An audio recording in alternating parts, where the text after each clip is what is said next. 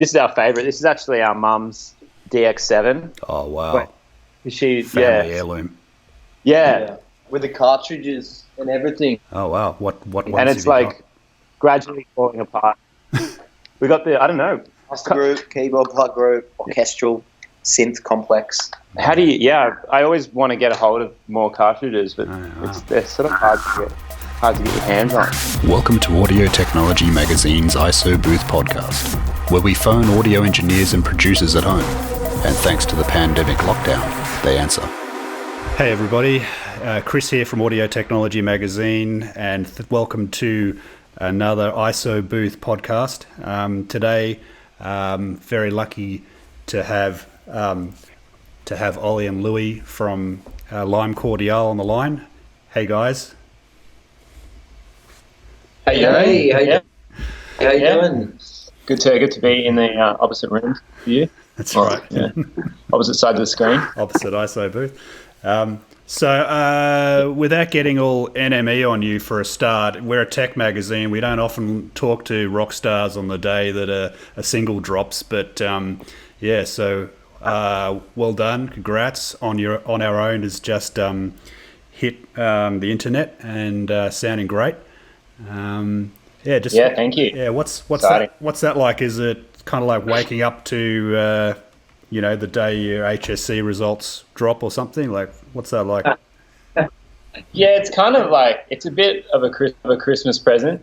You sort of wake up, and then I always go to Spotify first and just sort of like look at it on Spotify and go, it's on there. Yeah. It exists. But there's something weird about it, like us listening to the song so much, and it doesn't feel like a brand new song to us. Yep. So you try and live through everyone else as much as possible. Like, we heard it on the radio today when we were driving to the beach, and you listen to it very differently because you're in the car and other people are listening, and for some reason it's like listening to it again, and you're not trying to listen out for those mistakes or anything anymore because it's too late, which is quite nice. I did say that. I was like, I wish I did a better vocal take on that bit. And you're like, it's a bit late now, isn't it? Yeah, definitely too late. Yeah. So I guess today I was hoping to get a sense of your relationship with recording technology, your relationship with making music, using the gear. Do you want to give us a sense of how the two of you do your songwriting process? Like, I gather you both got your own setups and you kind of collaborate between rooms, as it were, at times. Is that still how you do it? Yeah, well, this is one of the rooms. We've been living in this house for nearly a year, so our studio setup just changes with wherever we're living or even staying. So it's a very mobile studio setup. I mean, we have a lot of instruments and things like that, so it does definitely take up a lot of room with all of our things. But we keep things quite mobile. Even though we have done a bit of producing ourselves over the years, we call ourselves more songwriters and don't get too bogged down in looking up new pieces of gear, although we actually do that quite a lot. The gear that we've had it's a combination of just stuff that like has fallen in our laps a bit, maybe a friend selling something, and just sort of getting a few things over the years. We definitely haven't just gone, we need the ultimate studio setup, but we've sort of just over the years learned to work with what we've got, which has been quite nice. Yeah, cool. Well, can you maybe just dive in and talk to us a little about the room you're in and some of the items you've got and why? Yeah, I mean, the room itself, it's like it's actually a helicopter hangar. Oh, wow. Yeah. So it's got a tin roof and it's very noisy when it's raining. Yeah. But, acoustically, it's not too bad. You think it would be a lot more, like it's brick walls and, so I can show you a little bit. Like, we've got a piano at the back and a bit of storage, there's a drum kit there. I don't know if I'm showing you this properly. No, that's good. Using this little screen. Not a lot of parallel and surfaces. No, exactly. So it's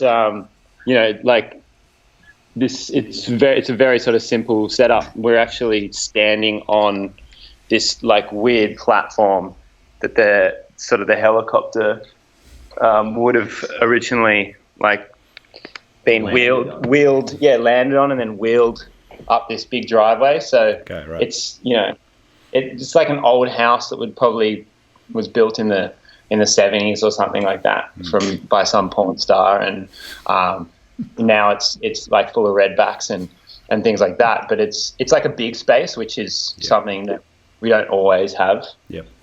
Rarely have, really. And then Louis got his another space connected to his bedroom, which is a lot smaller when we want to sort of part ways and do our own thing, which is kind of important because you don't always want to be sitting next to each other, trying to be creative. So, what's the core of your songwriting setup? What's the core tech you've got? I mean, we use Logic. Is this what you mean? Yeah. Kind of what you're using, things like that. So, we both use Logic.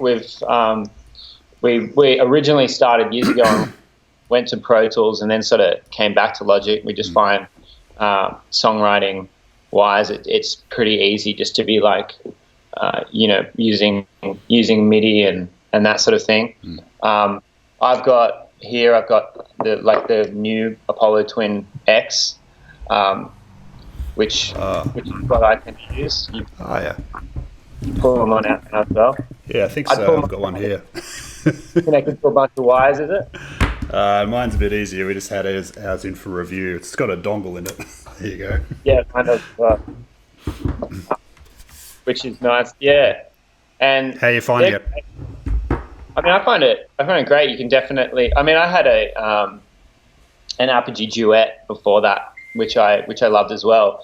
I just find that it's really nice to just sit there on the table and you can sort of just plug something in really easy. I hate the wires connected to the Apogee, and I also which no one ever really talks about, just being able to plug a guitar or a keyboard in and you can hear it straight away. You don't have to always open up Logic or a standalone thing to be able to hear, which I find I think with us being able to access sounds and things really quickly is very important.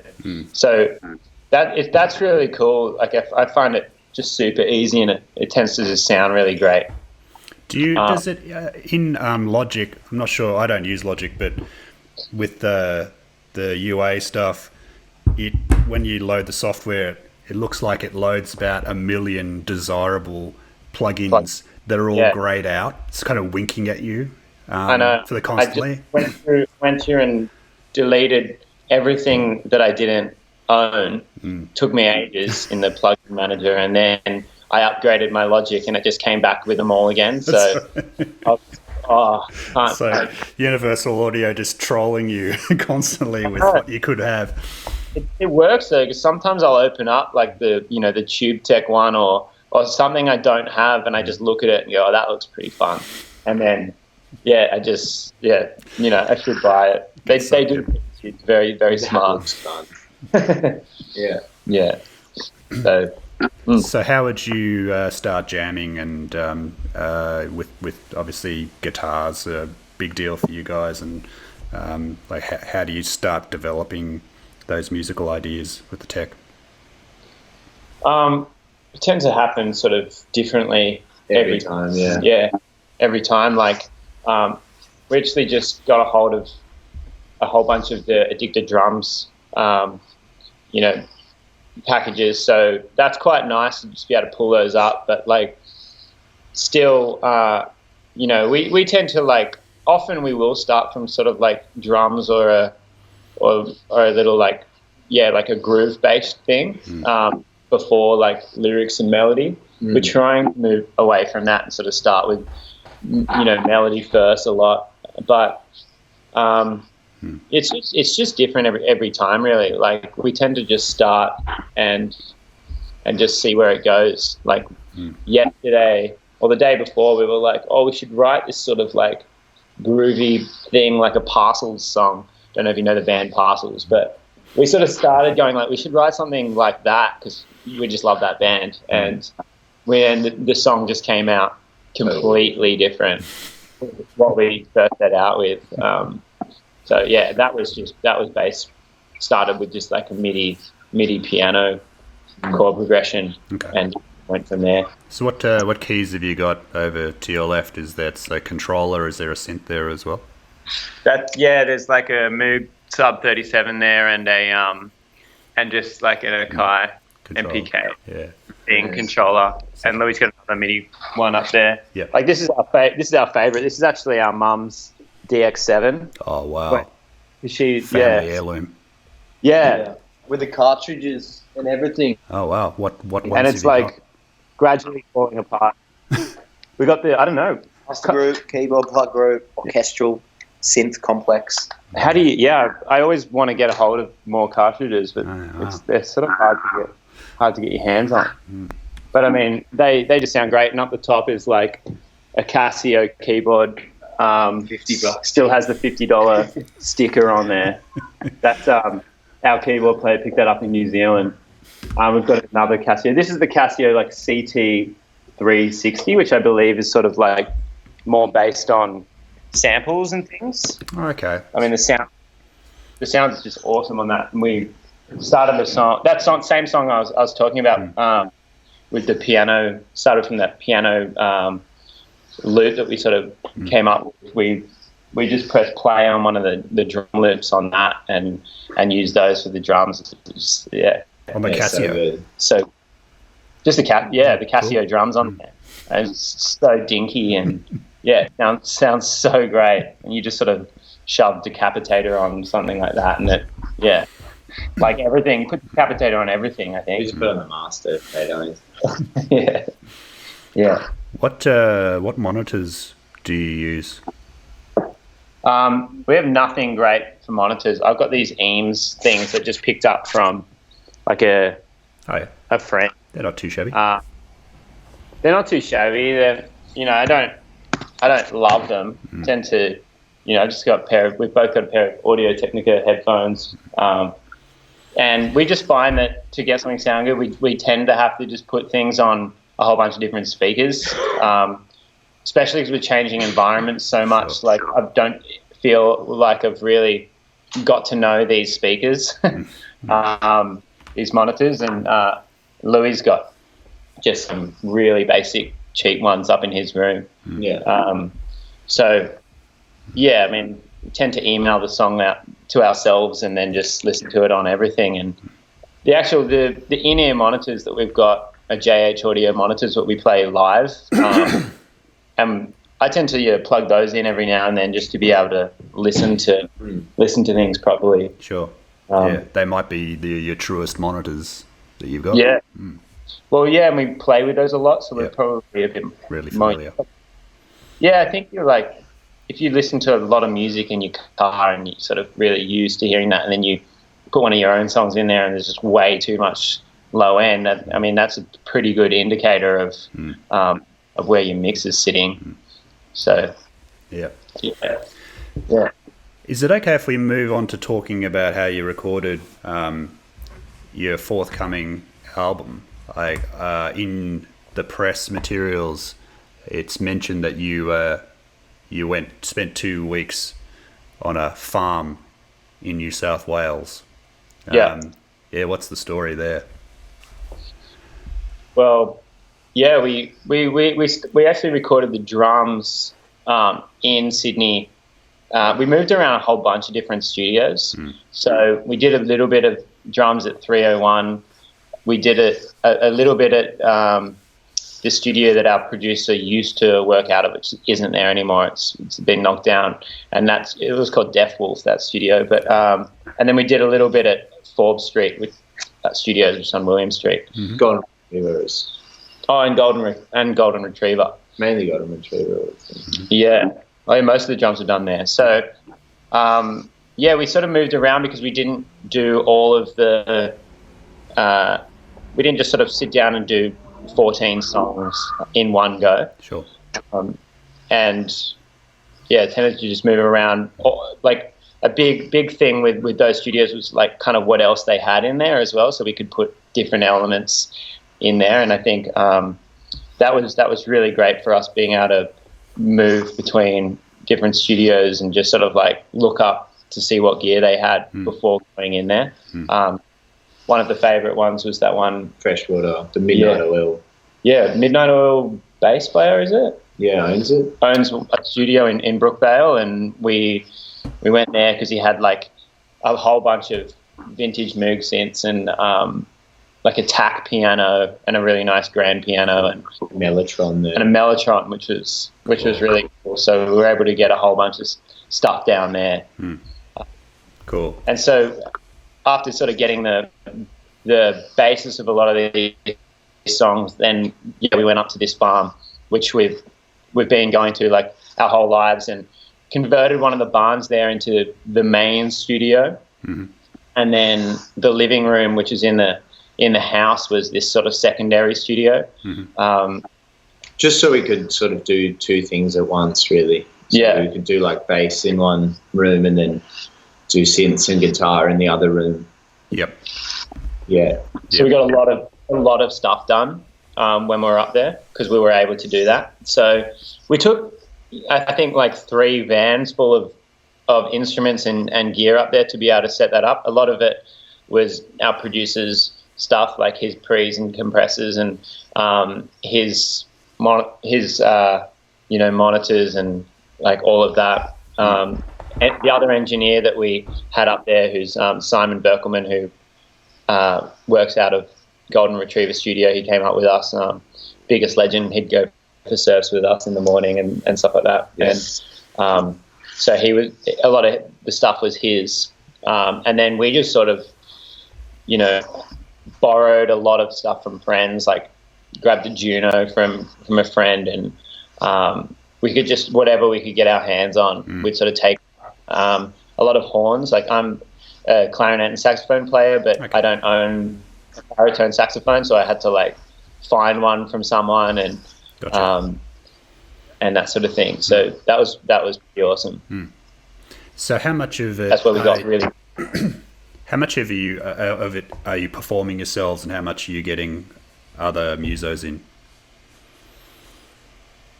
We got our drummer in our band to play all the drums, and then we had our keyboard player and our trombone player came up to that farm for a couple of days. Yeah.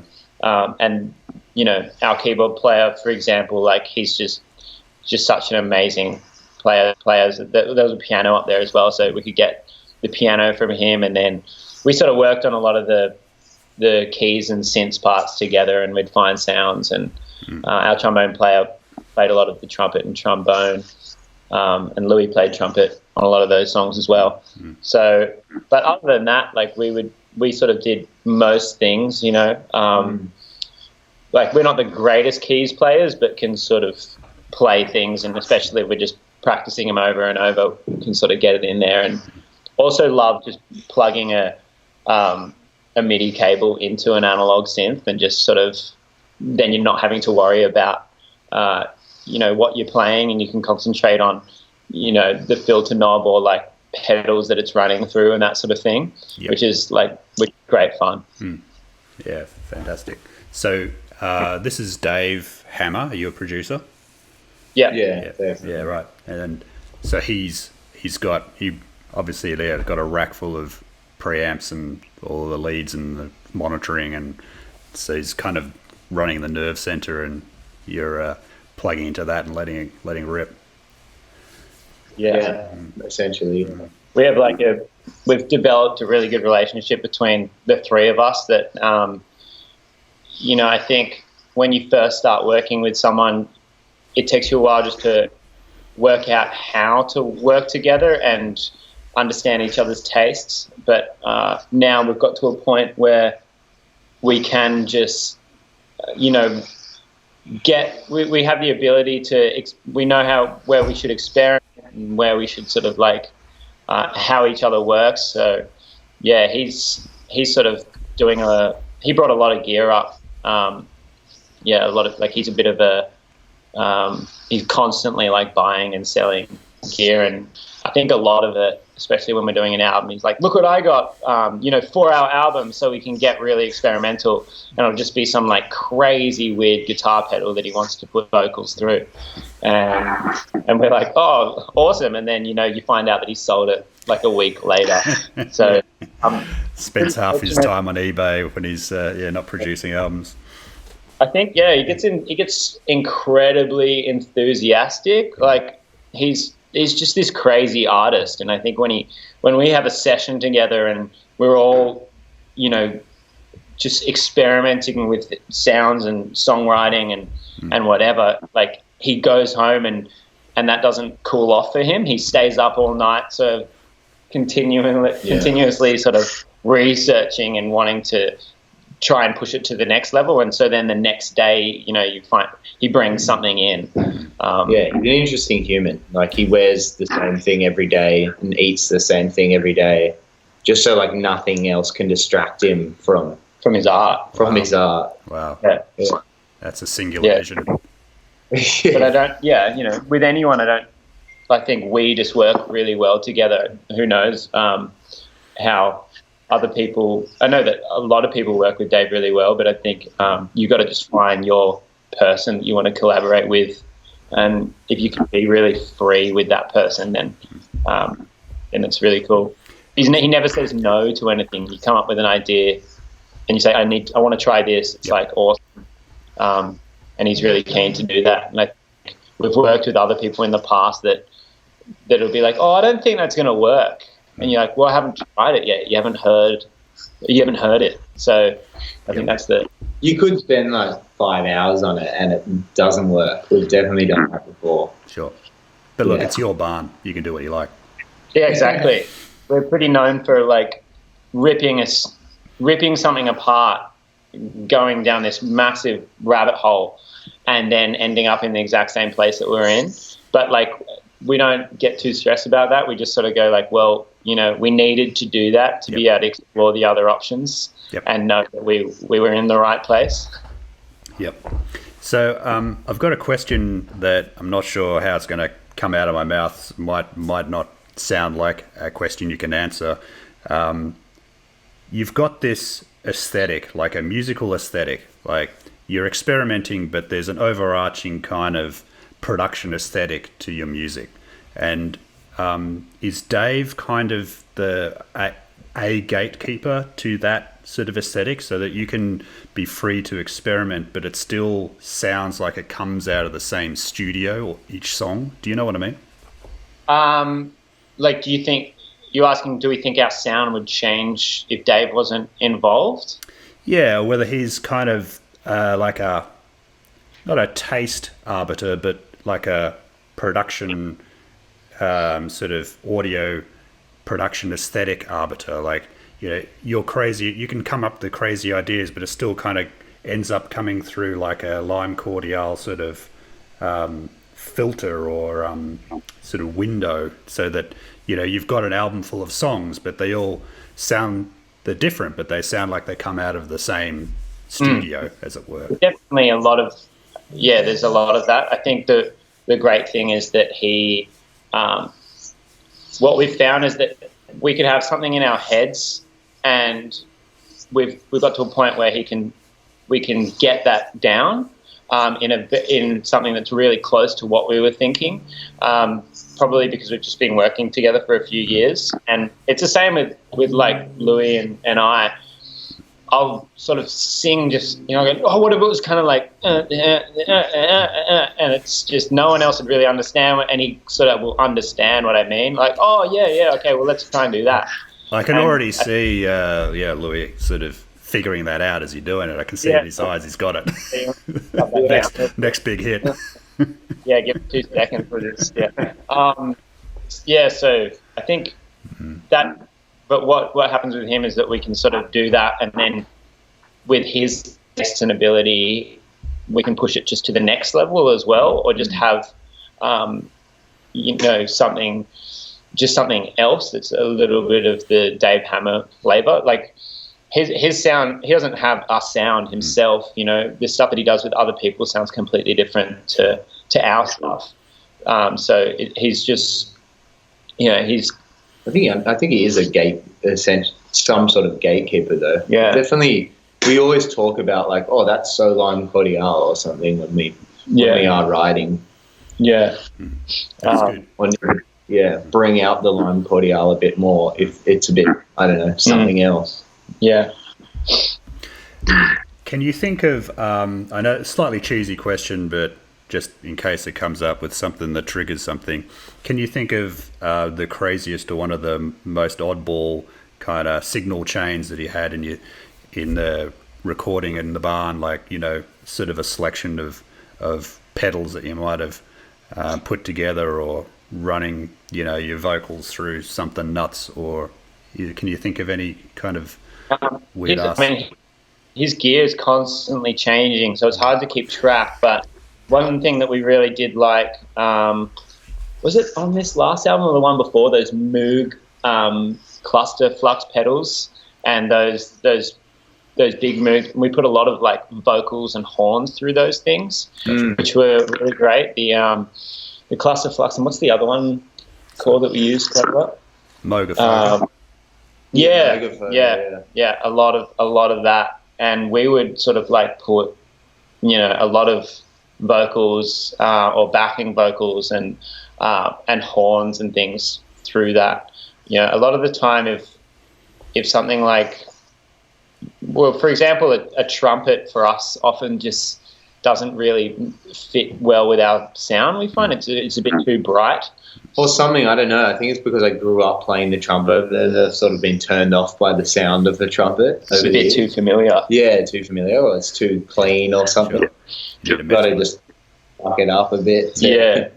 So that's like something that we would put through a bunch of pedals like that. We sort of do that a lot with vocals. I feel like you can hear it in my vocal in the chorus of like "What Is Growing Up." You know, that's just all been put through that sort of thing. Yeah. But cool. Yeah, it's sort of like, it is quite hard to sort of remember what we did because we never really kept track. It would be like a lot of unplugging and just like, I'll put this through that, and there's a lot of that sort of thing. And just to wind up, having just had another look at your like a version session covering the Divinyls song, it just occurred to me just sort of how much of a high wire act that is, and how terrifying it must be. Like, is it as terrifying as it like, you look pretty relaxed in the video, but like preparing for something like that as a kind of one-off high wire act, is it terrifying as it looks? Pretty hardcore, pretty make. It feels like it's such a make or break thing for Australian musicians. So kind of you hate being asked as much as you're excited. You're like, oh yeah, we did. Yeah, didn't enjoy being asked, because it's like, I remember telling Louis, oh, we got asked to do like a version, and then Louis kind of going, oh shit.